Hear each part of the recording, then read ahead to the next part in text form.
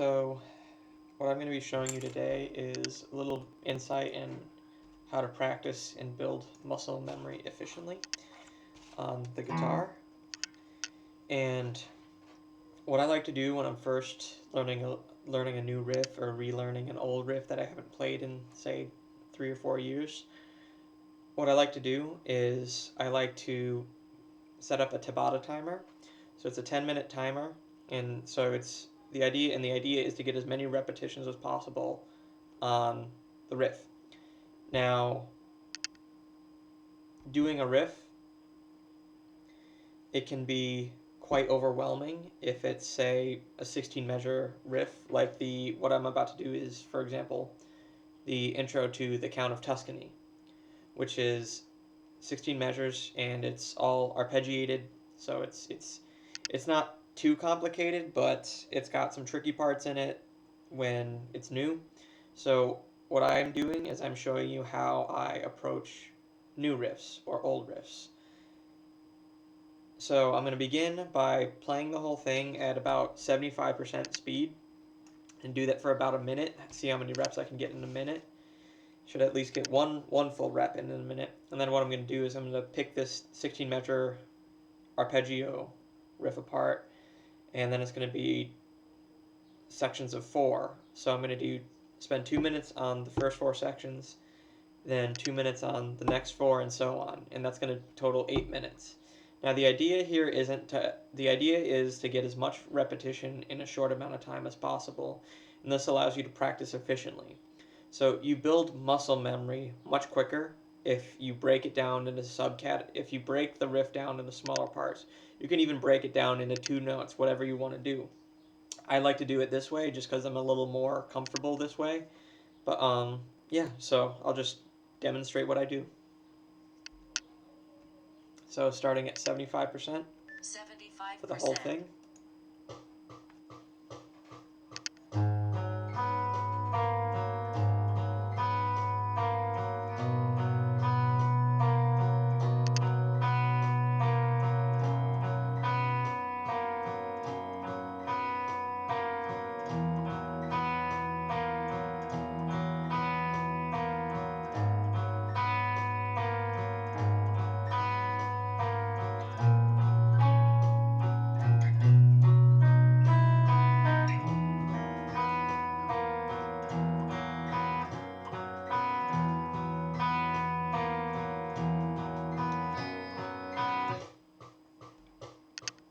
Now, fortunately, this is my second time doing this, but I began it a week ago, so I'm actually surprised at how much my hands have remembered the motions.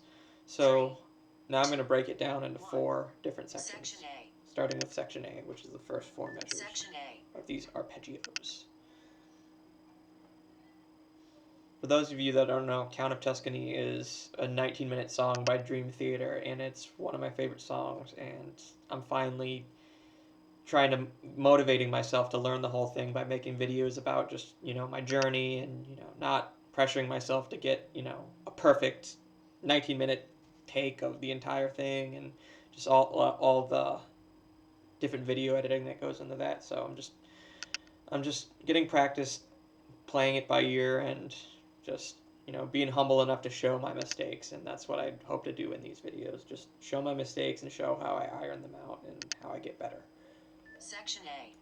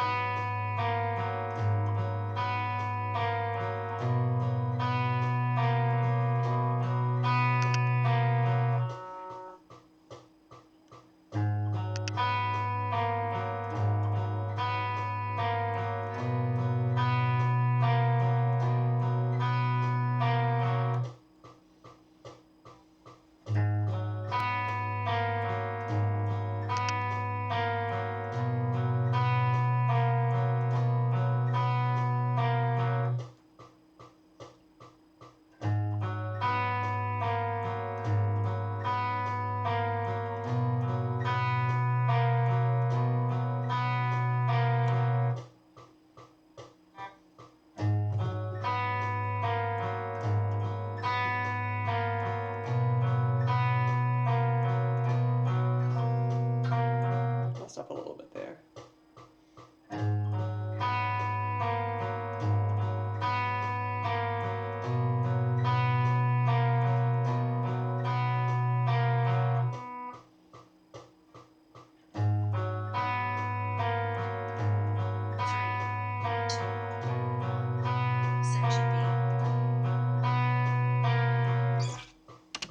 So I got in Section B.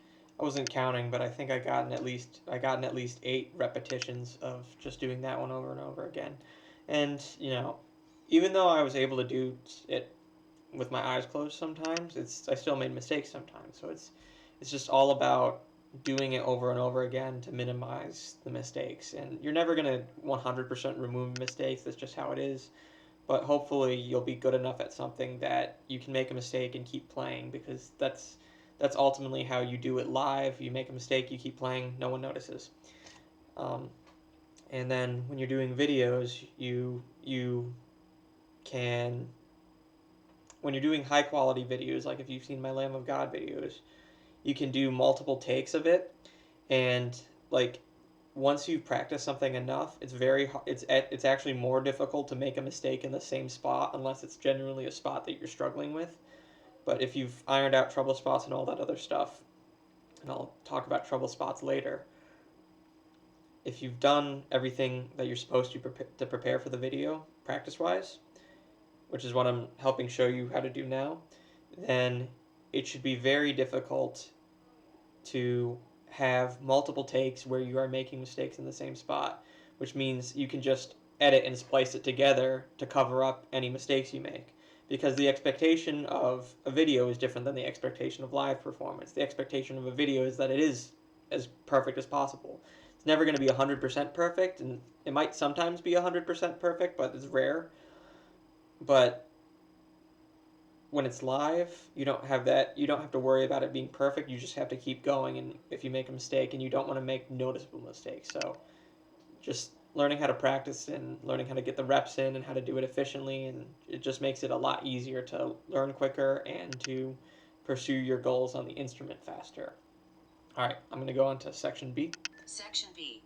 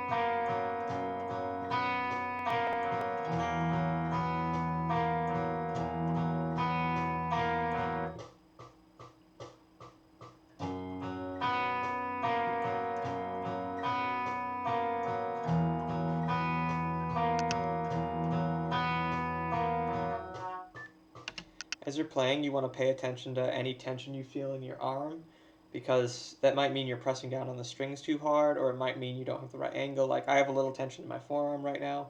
That might go away naturally, or it might be something I have to focus on. Either way, it's the first step is being aware of it.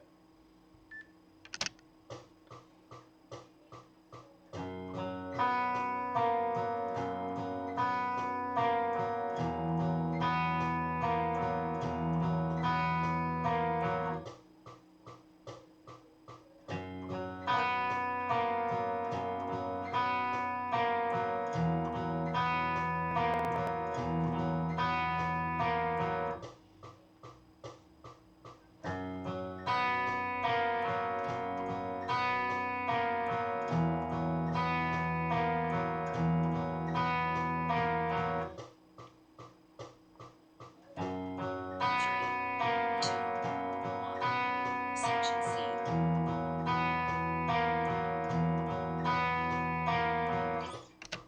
Section C. Moving on to the next section. One thing I like to do sometimes when I'm doing this is I like to see how well my muscles remember the stuff by blindfolding myself. It's a good way to test yourself, but it's also, if you can do it a couple times blindfolded, keep doing it blindfolded, because it actually, by having your eyes shut, it forces your brain to focus on what it's hearing and what it's feeling. And it's kind of like how Daredevil, the comic book hero, how his other senses are heightened. Now it's not nearly to that extent, of course, because it's a comic book, but you do notice a difference if you either play with your eyes closed or you play blindfolded, and it can help you build muscle memory faster. Today I'm not going to do that though. I might do it a different day. All right. Section C. So this is the third section. This is the most difficult for me because it's got some position changes.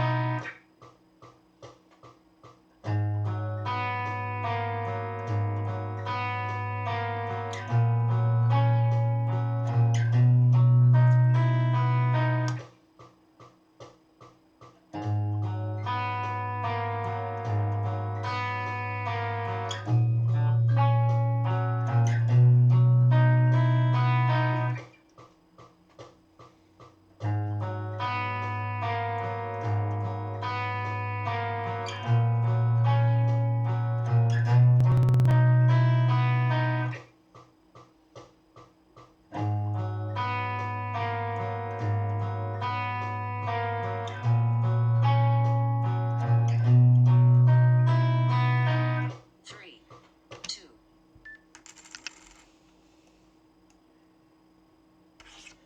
Okay. On to the last section, which is easy again. It's easy relative to the one I just played.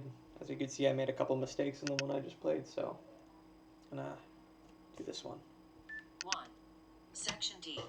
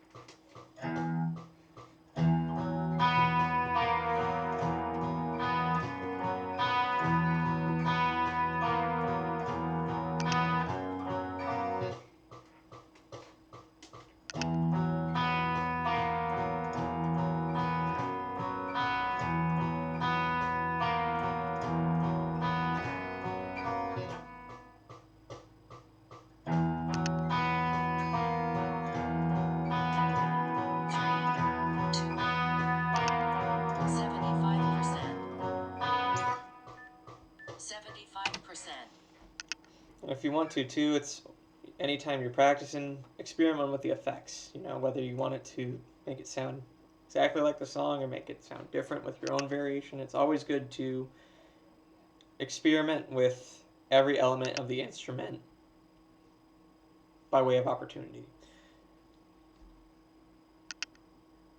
And what I mean by that is just, you know, if you're doing something and you got effects, you know, turn them on.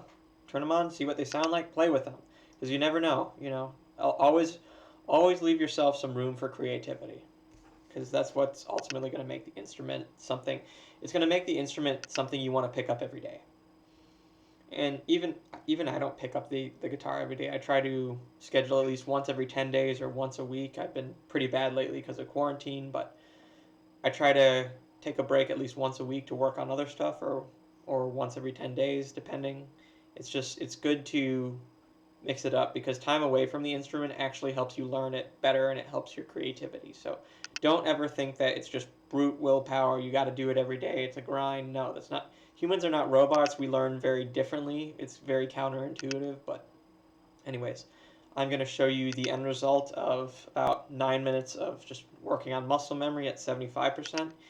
And you'll get to see what it looks like at full speed, and to see if I can play it fluently or not, we will find out.